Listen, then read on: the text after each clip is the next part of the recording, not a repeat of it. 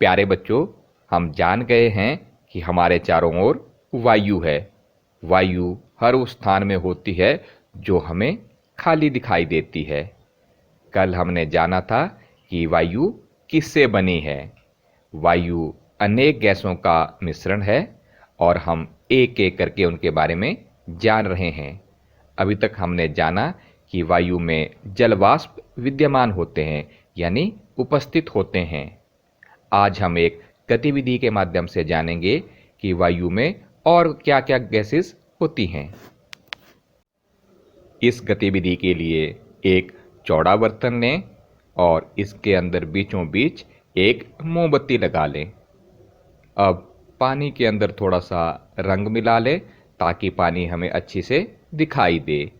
अब इस बर्तन में मोमबत्ती के चारों ओर पानी डाल दें।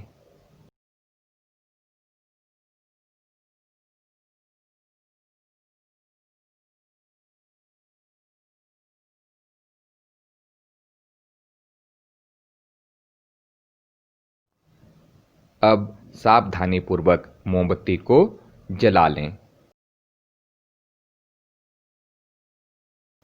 कोई कांच का गिलास या कांच का लंबा जार लें और सावधानी से इसे मोमबत्ती के बिल्कुल ऊपर लाते हुए धीरे धीरे रख दें।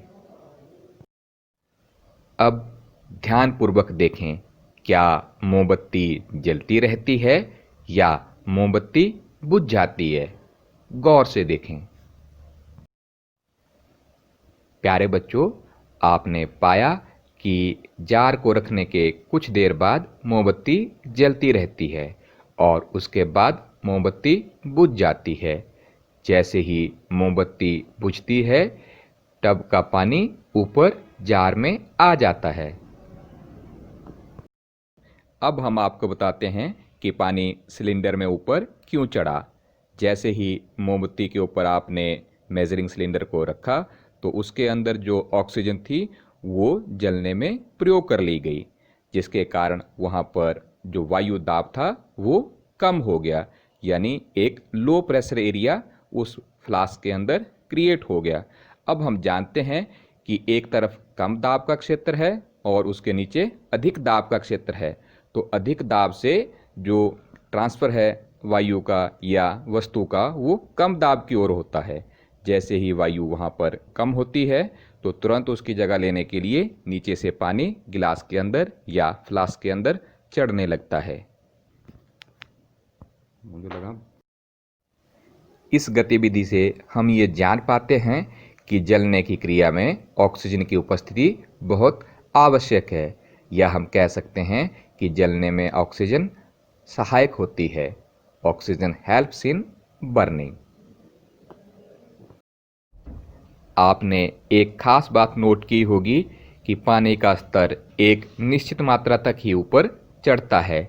इसका अर्थ है कि जो हमारा मेजरिंग सिलेंडर या कांच का गिलास था उसके अंदर ऑक्सीजन की मात्रा भी नियत है, यानी निश्चित है।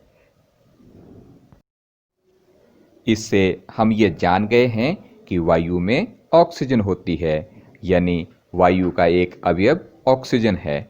अब हम जानते हैं वायु में इसके अलावा और क्या होते हैं, क्योंकि हमने देखा कि जो फ्लास्क है उसके अंदर अभी भी बहुत सारा स्पेस है, यानी कि वायु है। तो इसका अर्थ है उस वायु में दूसरे अवयव भी हैं।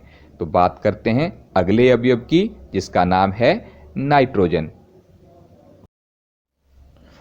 वायु का ये भाग यानी नाइट्रोजन ये जलने में सहायक नहीं होता है, क्योंकि अगर ये जलने में सहायक होता तो ये प्रयोग कर लिया जाता। आपने एक और ख़ास बात देखी कि पानी एक निश्चित स्तर तक ही ऊपर बढ़ता है, उसके बाद पानी ऊपर नहीं चढ़ पाता है। इसका अर्थ है कि वायु में जितने प्रतिशत ऑक्सीजन होती है उतना ही प्रतिशत स्थान उस फ्लास्क के अंदर ये घेरता है। बाकी जो स्थान बचा उसका जो मुख्य भाग है वो है नाइट्रोजन। प्यारे बच्चों, आपको पता होगा कि यह नाइट्रोजन वायु का लगभग 4/5 पार्ट यानी 4/5वां भाग घेरता है। एग्जैक्ट क्या भाई इधर? आइए जानते हैं वायु में इसके अलावा और से इसके अलावा और कौन कौन से अवयव पाए जाते हैं? हम बात करते हैं कार्बन डाइऑक्साइड की। वायु में कार्बन डाइऑक्साइड। प्यारे बच्चों, आपने महसूस किया होगा जब एक बंद कमरे में कोई पदार्थ जल रहा होता है तो हमें घुटन सी महसूस होती है, यानी सांस लेने में दिक्कत होती है। हमारे चारों ओर की वायु में एक छोटा सा अवयव है कार्बन डाइऑक्साइड, जो ऑक्सीजन के जलने पर बनता है। इसके अलावा आपने ध्यान दिया होगा कि पौधे, जंतु या आदमी इसके अलावा आपने ध्यान दिया होगा कि पौधे, जंतु, इंसान, हम सब श्वसन प्रक्रिया में यानी सांस लेने में ऑक्सीजन का उपयोग करते हैं और बदले में कार्बन डाइऑक्साइड छोड़ते हैं। ईंधन व अन्य पदार्थों के जलने से धुआं भी उत्पन्न होता है और ये धुआं भी हमारी वायु का एक अवयव है यानी हिस्सा है। धुएं में कुछ गैसें होती हैं और छोटे छोटे सूक्ष्म धूल कण होते हैं जो बहुत ही हानिकारक भी होते हैं। प्यारे बच्चों, यदि आपके स्कूल या घर में कोई एक कमरा हो जिसके सारे दरवाजे और खिड़कियां बंद हों, प्रकाश आने के लिए एक छोटा सा छेद यानी एक छोटी सी गोल झिर्री हो जिससे प्रकाश कमरे के अंदर आ रहा हो, तो आप क्या देखते हैं? आपको वायु में धूल के कणों की उपस्थिति सूर्य के प्रकाश में बिल्कुल साफ दिखाई देती है। इससे हमें ये पता चलता है कि वायु में धूल कण उपस्थित होते हैं। Dust particles are in air. जब हम नाक से सांस लेते हैं तो हम वायु अंदर लेते हैं और वायु के साथ साथ धूल कणों को भी अंदर ले जाते हैं। इन धूल कणों को रोकने के लिए हमारी नाक में छोटे छोटे बाल और श्लेष्मा उपस्थित होते हैं। इसीलिए सब कहते हैं कि हमें नाक से सांस लेनी चाहिए, मुंह से सांस नहीं लेनी चाहिए, क्योंकि अगर हम मुंह से सांस लेंगे तो ये धूल कण हमारे शरीर के अंदर प्रवेश कर जाएंगे। ऐसे ही आपने भीड़ भरे चौराहे पर एक पुलिसकर्मी को देखा होगा, वो अपने मुंह पर मास्क लगा के रखता है ताकि उसके मुंह के अंदर जो धूल कण हैं वो ना प्रवेश कर जाएं।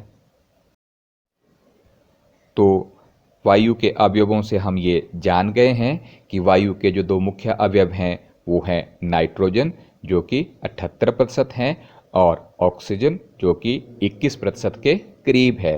दोनों मिलकर वायु का लगभग 99% पार्ट बनाती हैं। शेष 1% में कार्बन डाइऑक्साइड, कुछ अन्य गैसें, जलवाष्प तथा धूल कण आदि होते हैं। You can say nitrogen is 78% of overall air.